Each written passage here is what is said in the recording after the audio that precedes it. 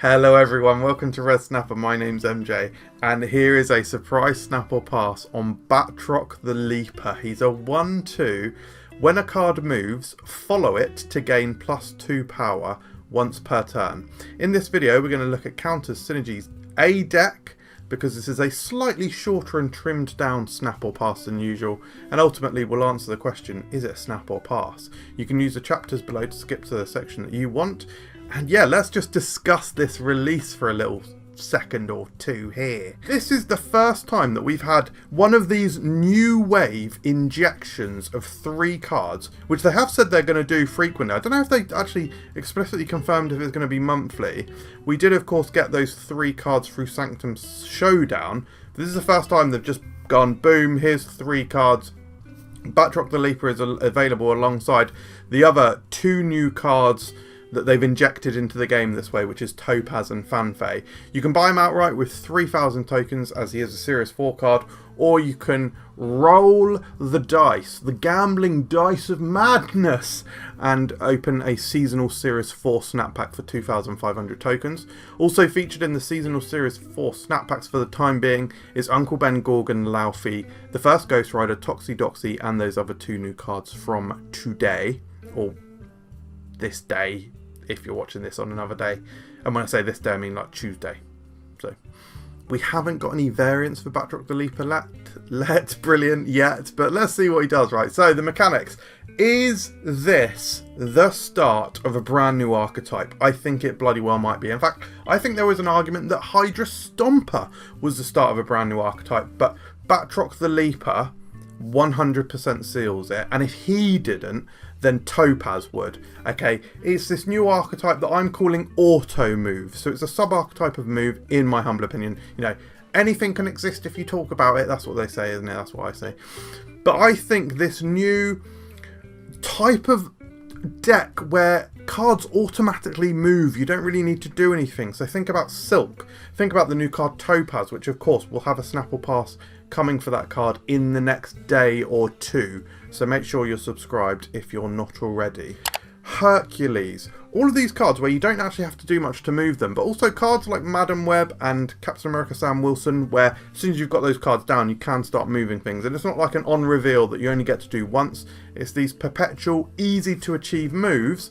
And because of the likes of Craven and Hydra Stomper and now Batroc The Leaper, I think you've got enough scaling here that this deck archetype starts to make more sense and starts to be its own thing. So I think this establishes a new archetype, but of course this card is also going to work fantastically well in move disruption, in caps, and in silky smooth. So it's all of the move stuff, all the archetypes that I've got with the little swirl on, right? Because let's just reconfirm. His text is, when a card moves, follow it to gain +2 power. So this could be your cards or your opponent's cards. That's why it's a really nice card for both move disruption and whatever else awesome move stuff you're doing, right? Can only move. I hate that sentence. Can only move to gain the power once per turn. I should have put he. And then I wouldn't have stumbled over it. He can only move to gain the power once per turn. So he's only going once, okay? If played on turn 1 and he moves every turn after, he can be a 12 power card. This guy can get to 112. We know that small scalers like Strange Supreme, Batroc The Leaper here, I mean Athena, right?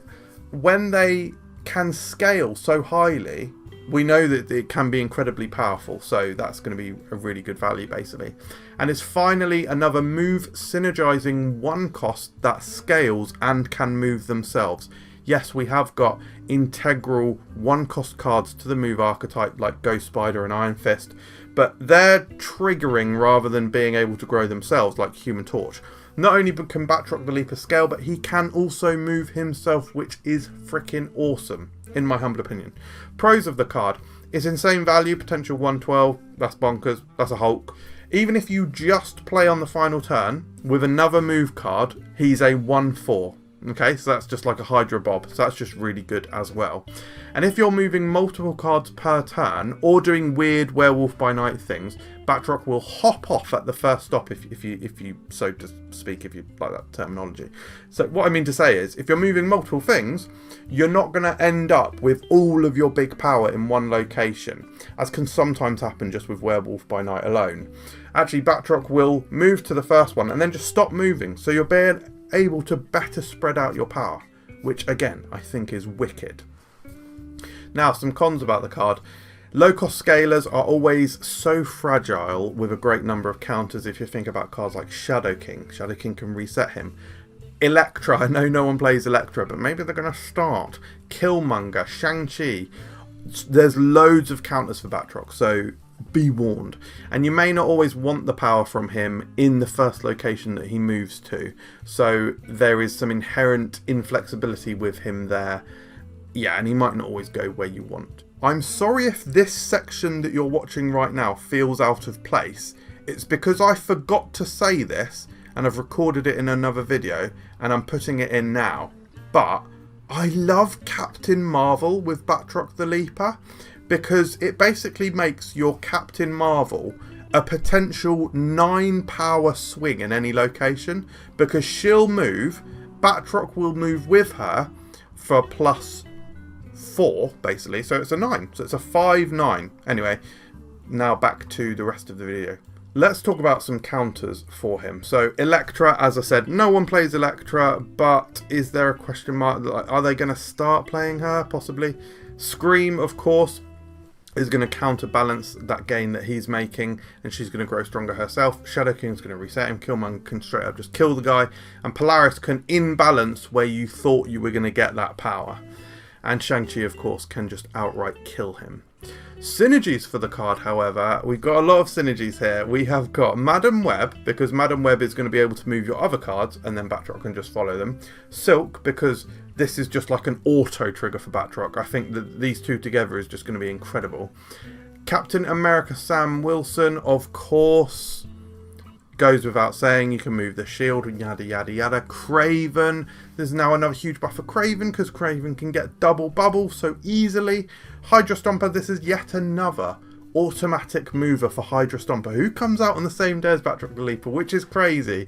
It's crazy that we knew we were getting Hydra Stomper for so long, but now it's this massive surprise that Batroc the Leaper is coming to the game. Which, by the way, just if I haven't made it clear already, Batroc the Leaper was essentially my most anticipated card out of all of the data mined cards, so I am a very happy bunny today. Werewolf by Night, kind of doing a vaguely similar thing to Batroc the Leaper, chasing things, right? So you're going to have these two like chasing around your other cards, which is pretty cool.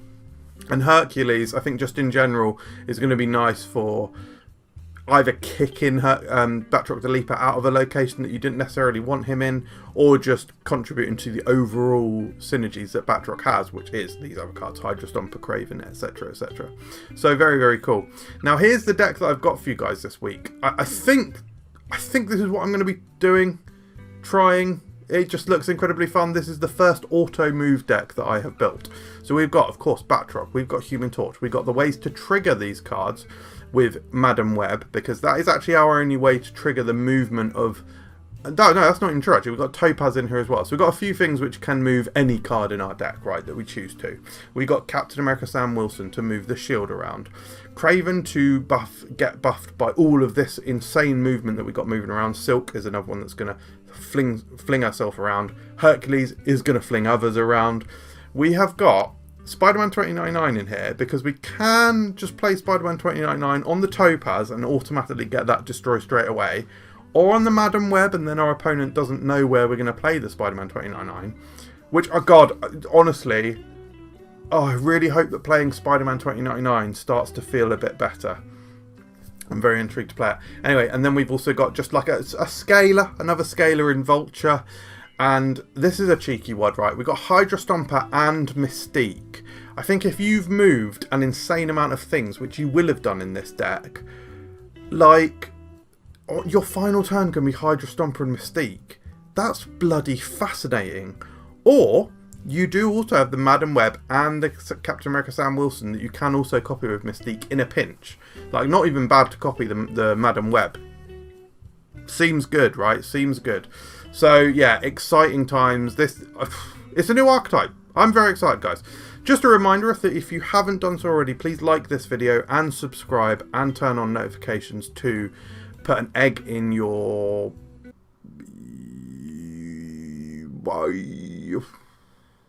Didn't know where I was going with that, so I just had to stop talking. Star ratings. I mean, for me, he's kind of a 6 stars. But I will be, I don't know, I'll be like unbiased and say he's 4.5 stars. I think he's incredible though. I think from a fun perspective, the fact that he's a 1-cost card and he is going to do so much on his own, not only scale, but all of that movement, his ability to automatically do so much, I think makes him inherently fun. For the archetype, I think it's 5 stars because he's essentially one of the flagship cards of a new sub-archetype, so how could you not give him the top marks? And from a competitive standpoint, I think he's incredibly strong. 4 stars. The only reason I'm not giving him higher is because he does have a lot of counters. So ultimately, is he a snap or pass? I think he is absolutely a snap, guys. Whether you're going to get him from seasonal Series 4 snap packs, and by the way, we should say with the injection of these 3 cards into the game... Sorry, I sort of looked a bit weird and was pausing there because a motorcycle was going incredibly loudly outside. With the injection of these 3 cards into the game, it does mean that we collectively as players are probably not going to be Series 4 complete now. In the past, Series 4 cards have come through game modes, haven't they? And so we've been able to keep up with them. If you've played and engaged with High Voltage, and same for Sanctum Showdown, you've been able to keep up with the release of Series 4 cards. This is going to make the conversations going forward more complex. Do you just buy them outright with tokens? Do you open snap packs? I personally am just going to open snap packs. It's conversion day, so I'm going to have plenty of currency to do so. So I'm just going to open snap packs and be excited for getting all these new cards. And yeah, I'm going to play Batroc The Leaper into the ground, basically. Right, thank you very much for watching. Hope you enjoyed this video, guys. Let me know in the comments what you think. Oh my god, were you surprised that they injected 3 new cards at once? Absolute awesomeness. Oh, shoot, I just remembered one thing that I really should have said at the start of the video. There's only 1 week left of this season, which means I think there's only 1 week left of Uncle Ben, Gorgon and Laufey being in the seasonal Series 4 snap packs, which cover the current season and the 2 previous seasons. Okay, so if that changes what you're going to do, then fine. Anyway, thank you very much for watching. I'll see you next time. Cheers.